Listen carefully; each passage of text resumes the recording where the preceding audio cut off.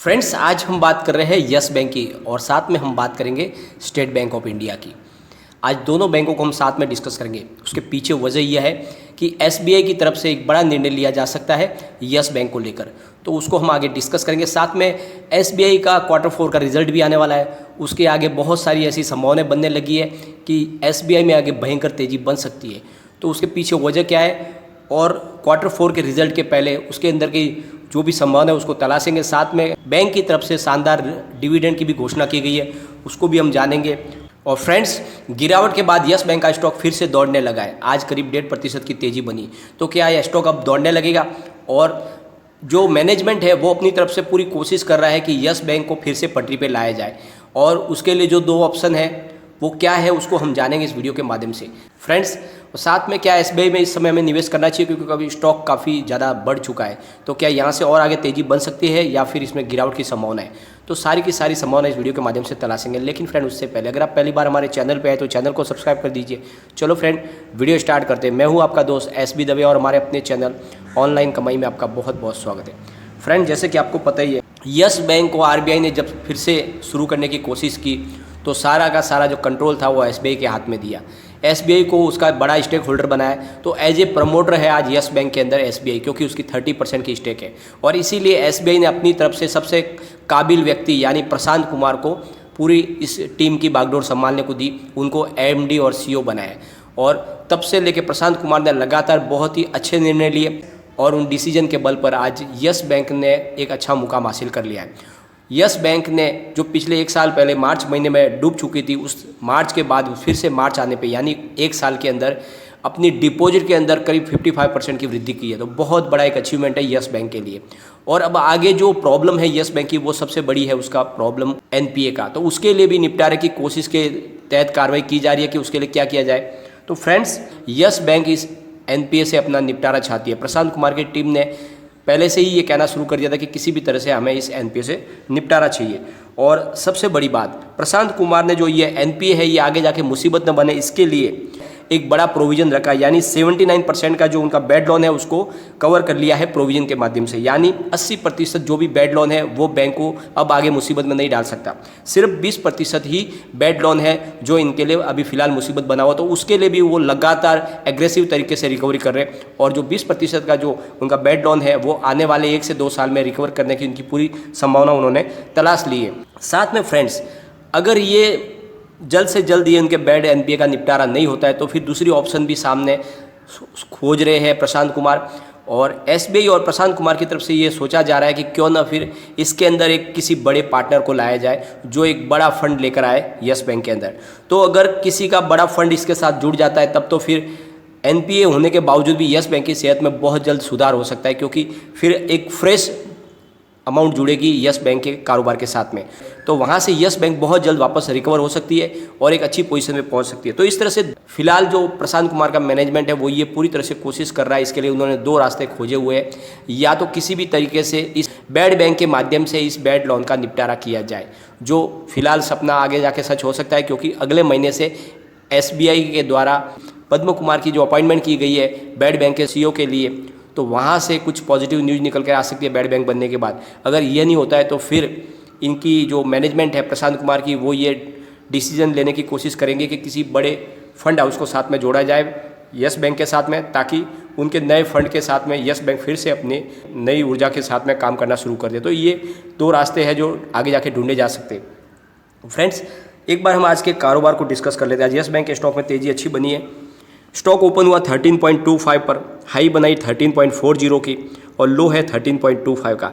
और एंड में जो क्लोजिंग दी है वो हाई पर ही है करीब, जो एक बहुत ही अच्छी पॉजिटिव बात है। 13.40 पर, यानी दिन भर की हाई के ऊपर ही क्लोजिंग है। 1.52% की अप पर क्लोजिंग है। और फ्रेंड्स, सबसे बड़ी बात, बाजार बंद होने के बाद भी करीब 3 करोड़ के बायर खड़े, यानी 3 करोड़ 37 लाख बायर खड़े हैं और सामने सिर्फ 2 करोड़ 13 लाख के ही सेलर है। तो सेलर से ज़्यादा बायर है, इसका मतलब पॉजिटिव माहौल बना हुआ है, लोग खरीदारी अच्छी कर रहे हैं। वॉल्यूम की बात कर लेते हैं। बीएससी में 1 करोड़ 51 लाख का वॉल्यूम हुआ और सामने 59,31,000 की डिलीवरी उठाई गई और डिलीवरी का परसेंटेज है 39.28%। NSE की बात कर लेते हैं, 7,43,93,000 का वॉल्यूम हुआ और सामने 3,15,51,000 की डिलीवरी उठाई गई और डिलीवरी का परसेंटेज है 42.41%। तो फ्रेंड्स बहुत ही अच्छी आज तेज़ी देखने को मिली है। और सबसे बड़ी तकलीफ वाली बात है वो है इसका बैड लोन। तो प्रोविज़न के माध्यम से 80% उसको कवर कर लिया गया है। 20% के लिए लगातार कोशिश की जा रही है। पिछले 2 दिन पहले भी ई ऑक्शन किया गया था 345 करोड़ के लिए। तो इस तरह से कोशिश की जा रही है। उस 20% बैड NPA की अगर रिकवरी हो जाती है तो फिर यस बैंक की सेहत में काफ़ी जल्दी सुधार आ सकता है। अब फ्रेंड्स SBI की तरफ चलते हैं हम। आज स्टॉक ओपन हुआ 364 पर, हाई बनाई 385 की, लो है 363 का और एंड में जो क्लोजिंग दी वो है 384 पर। ज़बरदस्त तेज़ी बनी आज, 6.66% अप पर क्लोजिंग आई है SBI की। और अगर इसके रिटर्न की बात करें तो बहुत ही शानदार रिटर्न दिया है। पिछले एक साल में 154.97% का बम्पर रिटर्न दे दिया है लोगों को। SBI ने लोगों को मालामाल किया है और अभी सिर्फ ये अपने 10.91% दूर है 52 वीक से। पिछले एक महीने में भी 12.62% का शानदार रिटर्न मिला है, जबकि निफ्टी 50 में इस दौरान सिर्फ 2.04% का ही रिटर्न मिला है।